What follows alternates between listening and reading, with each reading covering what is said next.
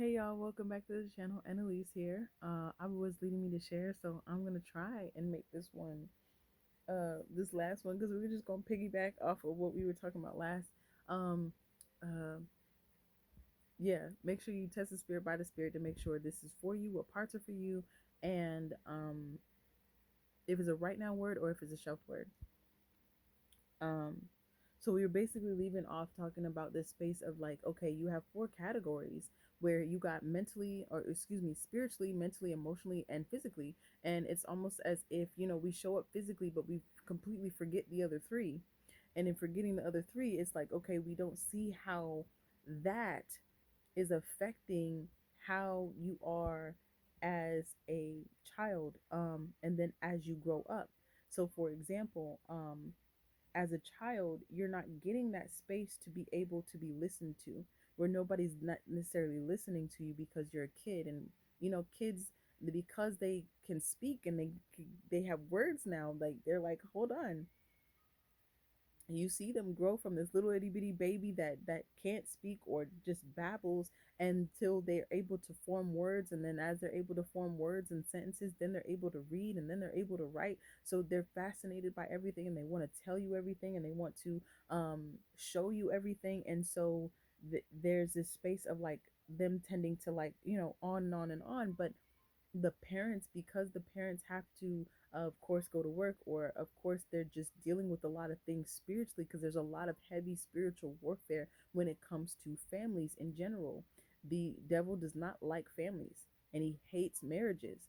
So there's a level to it that is, it's always being attacked, and you're always going to be attacked, especially when this space of like you trying to get healthy and you trying to get to a space where you are trying to do better for yourself. They're going to try and keep you pinned down best way that they know how, and the best way that they can, in order for you to stay in that space of dysfunction and toxicity, because that breeds, that feeds them. And so for just going off the example, or thank you, Holy Spirit, the example we were flowing with is like, okay, with a child, when you're not like necessarily listening to them, or it's that space of the bad behavior, and the bad behavior being them crying and throwing the tantrum and whatnot, that is seen as the bad behavior. So that being seen like that, they learn at a very early age, subconsciously rewiring of their brain, they learn, okay, they have to tuck that away, they have to shut that down. That's going to get me in more trouble. That space of, oh, be quiet, or I'm going to give you something to cry for. That, it's a level of, a lot of times it's that space of the previous generation, in that space of being seen and not heard, because that's what they were taught as kids, to be seen and not heard. So that being passed on, it's like, okay, you crying or you having a tantrum, that of course the adult feels like, okay, you're crying for no reason, but the child is like, okay, I'm crying for a reason. I wanted this and I couldn't get it.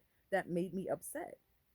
The same emotions that they are feeling are, excuse me, the same anger that you would feel, the same upset that you would feel when you didn't get what you wanted, or things didn't work out the way that you wanted. That same level of upset is the same energy, because emotions are energy and motion. It's that same energy that is flowing through their little bodies, that they don't know how to handle. They don't know how to maneuver it, get rid of it, take care of it. They don't know how to do that. So when you're telling them to stop crying, or when you're telling them to stop doing that, or stop throwing a tantrum, how?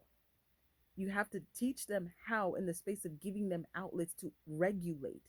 But you also have to be able to, in the space of regulating, you have to be able to help them identify what they're feeling and why they're feeling it. The regulation and the articulation. When you do not do that, and it's that space of shutting them down, shut up or be quiet before I give you something to cry for. When you shut them down that way, and them being little kids, when you're doing that to them, as they become older and they become to those mid-teens, and excuse me, those early teens, or 12, 13, and then they become into those older teens, they don't show and they don't tell you the things that are going on. They don't tell you they had a bad day. They don't tell you this made them upset. They don't tell you the friend that they don't have anymore. They don't tell you the boy, the crush that they had, or the girl that they like. They don't tell you that, oh, they did something else or whatever. They're feeling all of this real emotion. They don't tell you about all of the hormonal changes that are going on with them that are making them kind of feel crazy. They don't tell you all of those things, and they don't tell you those things because at a young age you already taught them that those bad emotions, or excuse me, those bad emotions are not okay. So they don't come to you with it. And then as an adult, they don't talk to you because at an early age you taught them, hey, they though those bad emotions, you crying, you throwing that tantrum, you having those real emotions, those energy emotion, all of that energy in that little body and not knowing what to do with it, you taught them early those are not okay to have. And it becomes scary when it's that space of, okay, be quiet, or I'm gonna give you something to cry for. Okay, I don't want to get my butt beat because I'm crying. Okay, let me stop. And it's that space of packing it down. It's packing it down, packing the emotions down, packing the feelings down, packing it all down. When you pack it all down like that, you get to be that preteen that's sneaking around. You get to be that teenager that can't tell your parent what's going on. It's, oh my gosh, my mom's gonna kill me, my dad's gonna kill me. Like it's oh my gosh, I'm in trouble. It's n- like, no, it's supposed to be, I have to tell my mom, I have to tell my dad. They should be comfortable enough to do so, and they should be comfortable enough to tell you the bad things. But because the bad things that were tantrums and the falling out, and because they didn't want, they wanted this cup instead of that cup, it's the training them early in that subconscious, because it's not something you could, it's not something you see, it's the subconscious part of your brain that's being rewired. So then when you come to that teenager, you're not telling them that the bad day that you had, you're not telling them the bad things that are going on. You're packing that down because you were taught the bad things are not okay to talk about. And as you are growing up, and you're growing up in this space of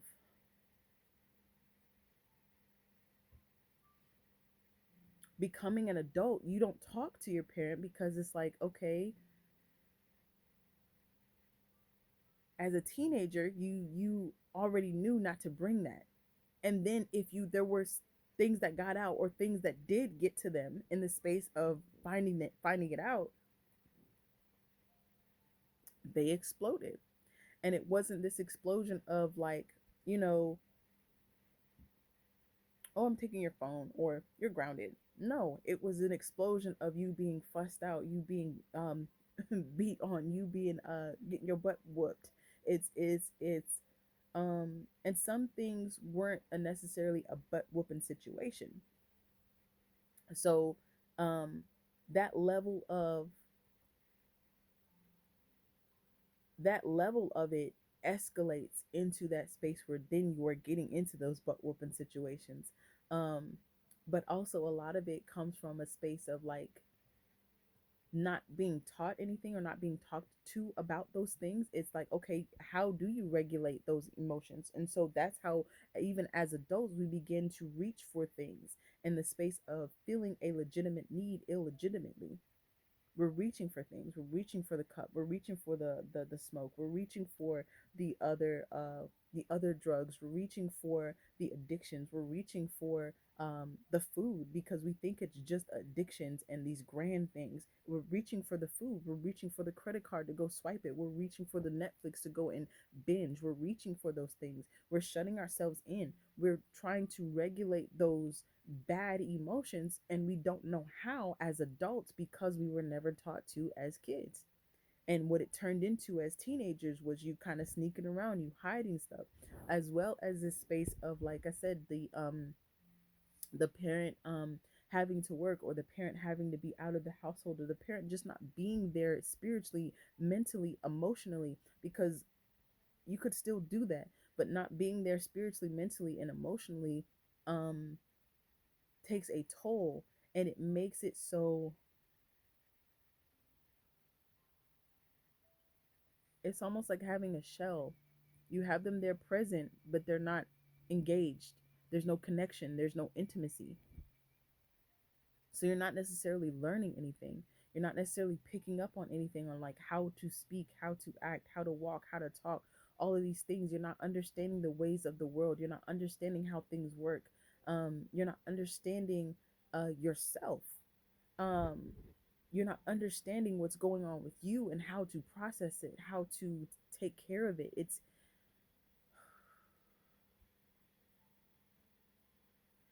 just a lot. And it's also something that is, how do you say,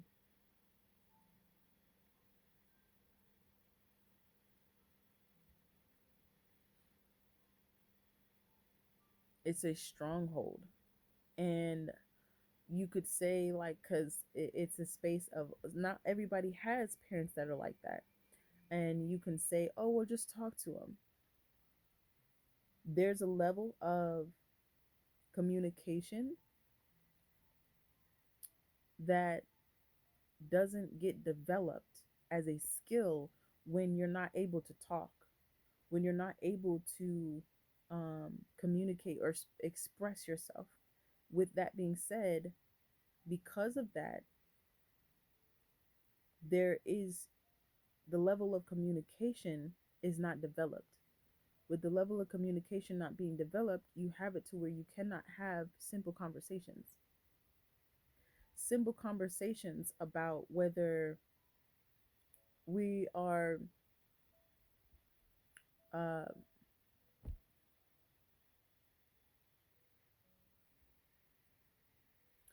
Republican or Democrat. Simple conversations on whether we are pro life or pro choice. Simple conversations, and those are heavier topics, but we can even take it a step further because it can be simple conversations about who ate this, who touched this, who moved this, who took this, where's my shirt, where's my pants, where did this go, where did that go, this was eaten all up, this was taken all up. um Simple conversations turn into explosions. They turn into explosions that are taken out of context. Okay, something happened, and instead of getting to what actually happened, it's this space of projecting and pulling in all of the trauma from every other event that happened, pulling it into that situation. As you're pulling all of that into that situation, that topic of what happened is no longer about what happened. It's about all of the things that happened to that person. And on top of that, as you bring all of that in, then it begins to escalate. You can see it heavy when you're trying to have a conversation about one thing, but then it turns into something else, and then it gets bigger and then bigger and bigger. And when all of that comes together, it then turns into this explosion where now there's the yelling, there's the screaming, there's the fighting, there's the cursing, there's the hands being thrown, the guns being pulled out. There's all of that in that space because there's this projection of all of the trauma, not dealing with each thing, and then being triggered. But then also these small conversations about just who said what, who did what, like small conversations. And it becomes this kind of catty gossiping kind of like viperous kind of snake pit that is just like exploding because there is no development of proper communication skills. You cannot just talk to someone who doesn't have any type of awareness or accountability, or for that matter, being Holy Spirit filled and Holy Spirit led. You cannot talk to them just about simple things. There'd be something that's going on, whether it's help me, Holy Spirit, because I'm trying to give like an example so you can see. um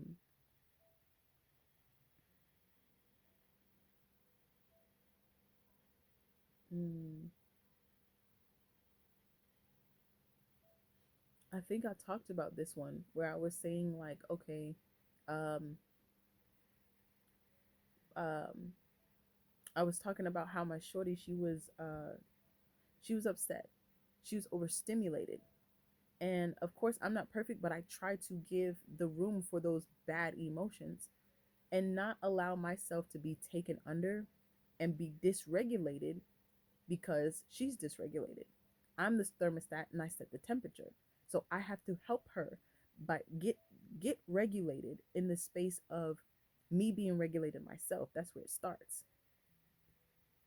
So there was Yeah, I believe I talked about this.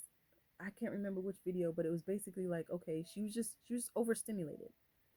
And normally she's overstimulated. Of course, it's just those outbursts where she's kind of just she's a little snappy, she's a little crabby, a little what you call it. And for me, I just allow her to have that space because I know she just needs her snack and she just needs to take a nap. That's it. It's not for me to get upset about. It's not for me to try and shut her down or anything like that. Yet my parent came down and she was kind of just like, "Hey, what are you doing all of that for?" Da da da, and basically trying to shut it down. And it was just like, okay, that's not the time for you to do that. And I'm trying to explain to her, hey, she's already just dysregulated.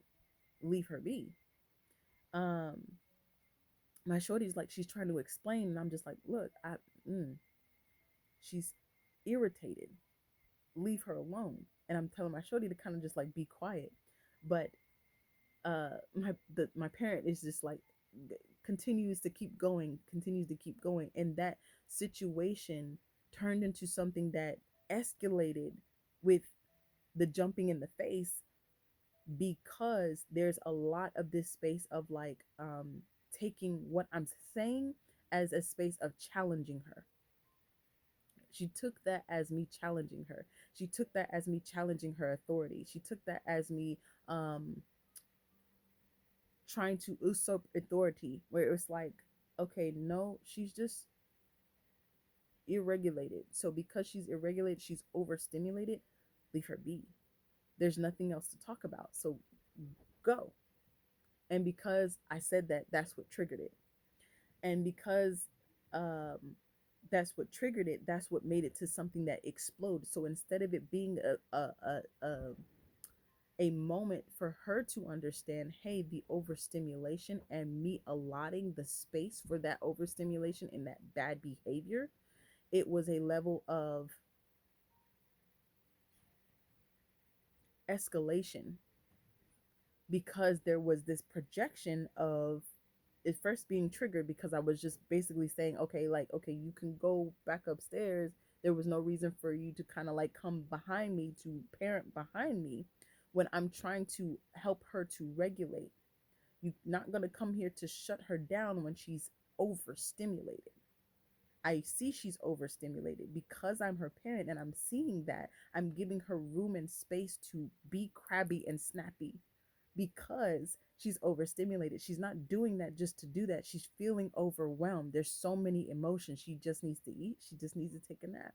That's what's going to help her. It's not going to help me to sit here and get snappy and crabby with her back. That doesn't make any sense. And me shutting that down is a space where she got triggered. And because she got triggered, it was a space of the escalating, and it being this space of jumping in the face. You get me? I don't know how else to explain that without giving a like a real timey example, because it's a space of like, that is what the space of going back to go forward looks like.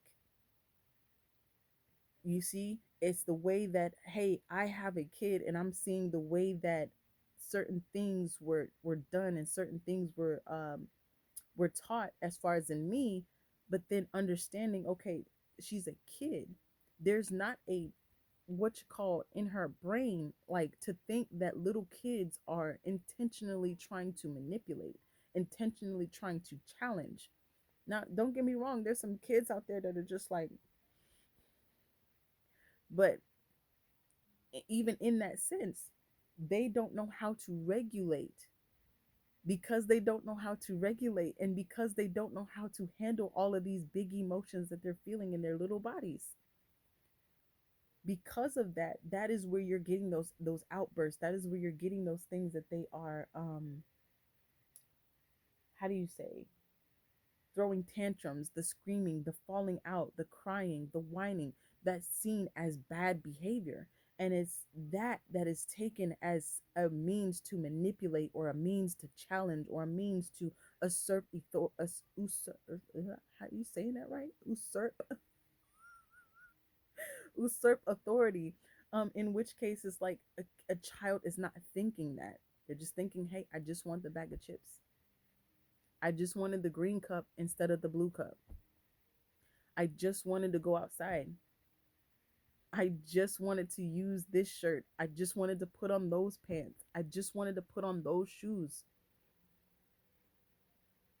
I just, I'm overstimulated and I don't know what to do with myself. I don't know what they don't have in their, they've been on the earth for what, 2, 3, 4, 5 years. They've been on this earth living 3, 4, 5 years. They have no recollect, they have no experience to draw from to say, oh, okay, this is what you do in this situation. You, as the parent being older, you're supposed to know what to do. But a lot of us don't know what to do, especially when we're in a space of not understanding how to regulate and articulate our emotions. And it's okay when it's learning how to potty, or it's learning how to tie your shoe, or it's learning how to walk.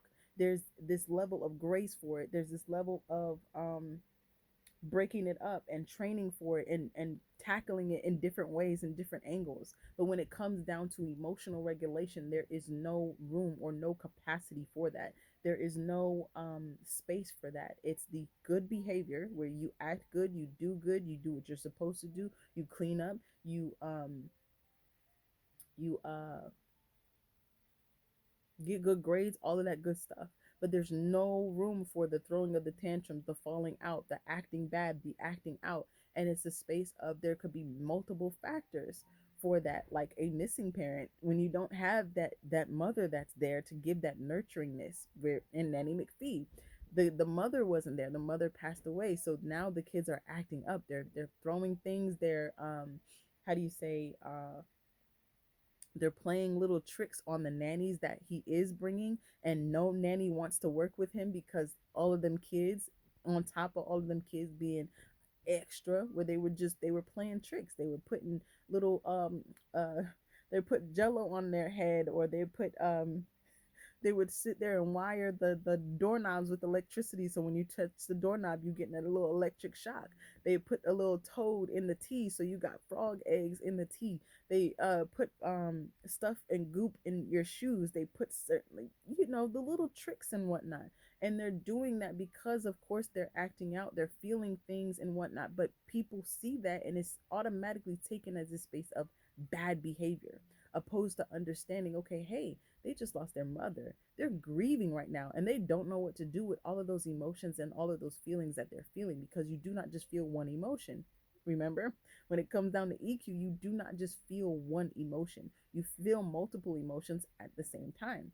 And a lot of that is, okay, that's a lot of energy in motion, pulling and tugging you back and forth this way and that. With that being said, because they're feeling all of this, because they're how do you say, what you call it, because the mom is not there, they're feeling some type of way, or vice versa, especially with little girls and their dads. Like, I don't know what it is. It's a bond between a mother and son, and it's a bond between a, a father and a daughter. I don't know what it is, but it's almost like it's unmatched. It's a way that the mothers, the sons need the mothers, and the way that the daughters need the fathers. And especially with, okay, you're not having the fathers there, there's a level of wildness and untamedness to the daughters that's just like, okay, I do whatever I want.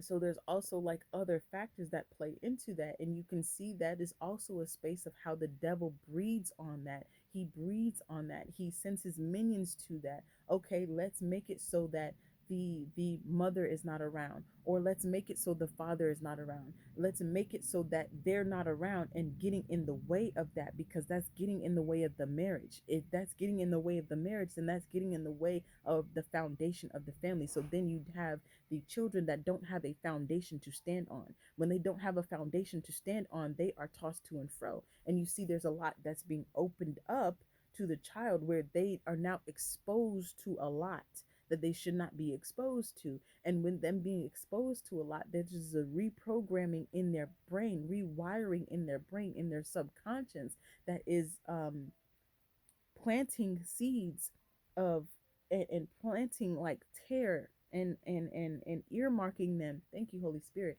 so that they begin to not only form, but they also continue the habits of dysfunction, the habits of drama, the habits of toxicity. It's the habits and the patterns.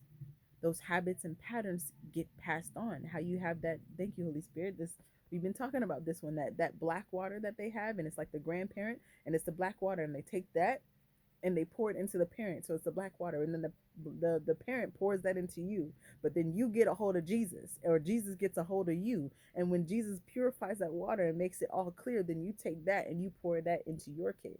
You get me? It's that we it ran in my family to it ran into me. We're not doing that. And it starts with the patterns and the habits. When you are able to look at the patterns and the habits to create that space of awareness, you're able to then match that with the kingdom principles to then take accountability. Okay, we can't do that. We can't do that. And you're going to look odd. You're going to look out of place. You're going to look like, okay, we don't do that, or we've never done that. It's going to look like that. It's going to feel like, you are doing something very wrong. It's going to feel like you're doing something very wrong, especially in the space of like not not just people pleasing, or being in this form of perfection and performance for your family and for your friends and for the people that are around you, that are wanting you to do what they want you to do. um uh there was a somebody I know, there's a mouthpiece that they have a mouthpiece, and with that mouthpiece, their parents said, oh well, I don't like it. And because the parent don't like it, the parent is expecting the child, to grown child at that, to take it out. She doesn't like it, so it's like, oh, take it out. And then there's a level of like silent treatment, as well as kind of like shunning, because she doesn't like it.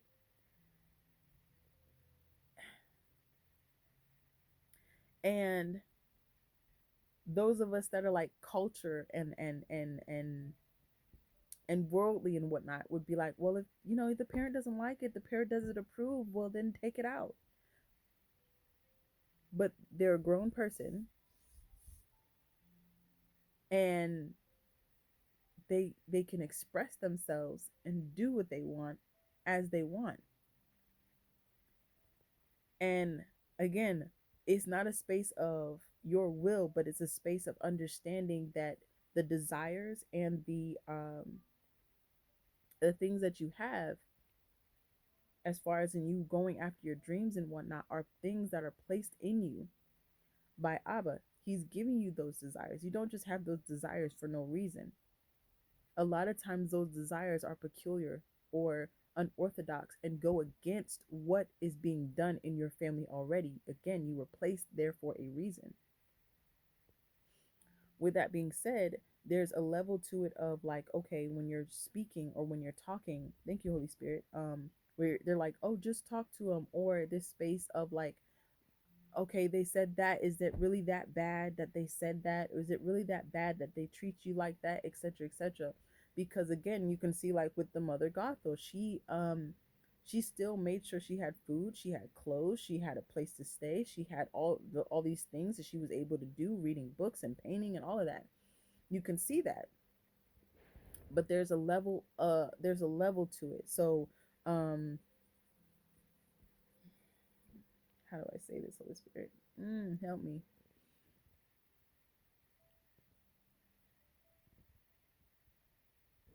There is a level to what is being said and what is being did, because it is being done with that spirit.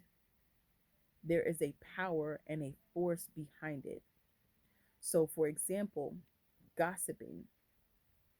You are talking or complaining or murmuring and slandering about other people. In that breath, when you do that, it is not just them talking about someone. It is not just the uh how do you say, the breath in which they're speaking it. It is not just uh whatever they said. Thank you, Holy Spirit. He's bringing to my attention the Korean Odyssey, because there was another episode in that series where there was this basically like this evil spirit, and it was speaking. Of course, it was speaking lies, but okay, it was on the social media. Thank you, Holy Spirit. It was on the social media. And so, because of the spirit that was on the person that was basically typing, um, you could see one of the side characters in the story that worked with one of the main characters. He had his daughter that was on his social media feed, and you could see the person that was had that spirit attached to it. It was basically saying, you're just using your daughter for clout and you're better off dead or whatever. And then you see this guy literally with a bag full of like junk food, curled up in the corner, crying. And it's this space of like, um the other main character, the guy, he came in and he basically like, are you doing that? And he's like, no. Okay, so then what are you worried about? um he's like, okay, don't you want to live? You have your daughter, don't you want to live for her? And he's like, of course I do. So he's like, then what's the problem? But it had to be this understanding that, hey, there's a spirit behind that.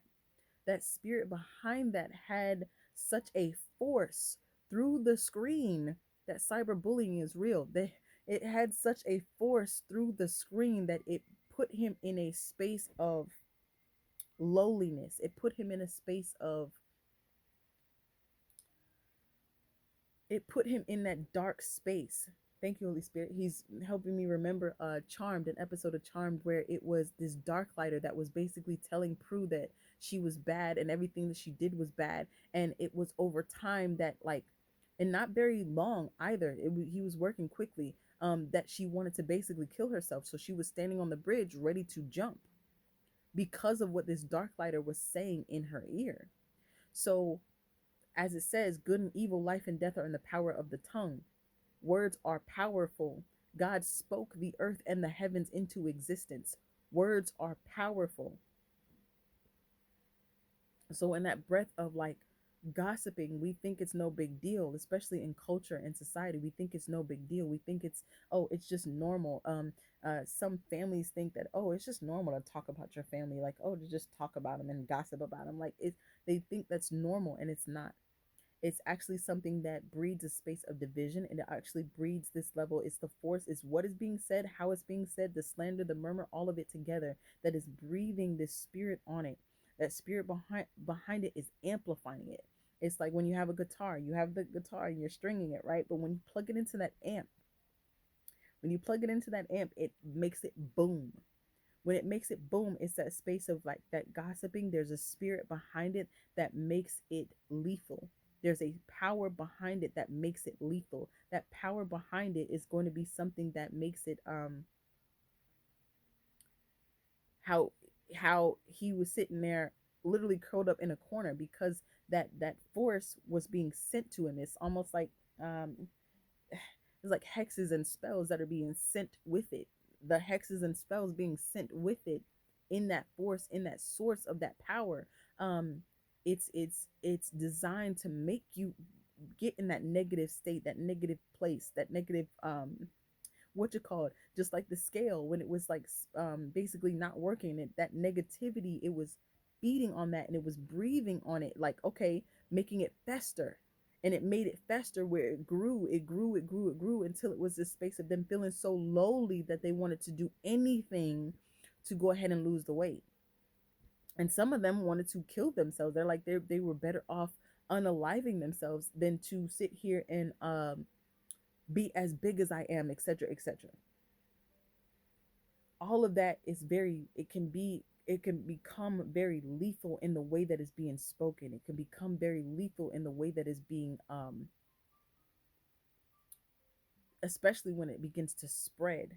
Thank you, Holy Spirit. It begins to spread, that cyberbullying, when it begins to spread and it spreads into something that is bigger and bigger and bigger, where it's a lot of people that are talking about it. Hence the wow. Okay, so there was a something I was seeing on the feed or whatever, and in seeing that, it was like basically celebrities that have like pretty much deformed faces because they got so much plastic surgery and whatnot. And it was just like, uh that much that you had to like change your face and then keep changing your face. But then when you begin to understand that level of gossiping and what it has on it behind it, there is a level to it that when they begin to talk about you, oh, okay, her lips are too thin, her eyebrows are too low, her eyes aren't cheeky enough, her cheeks aren't cheek boning enough. Mm, um you know, she's too fat, she's too this, she's too that. Even for the guys, um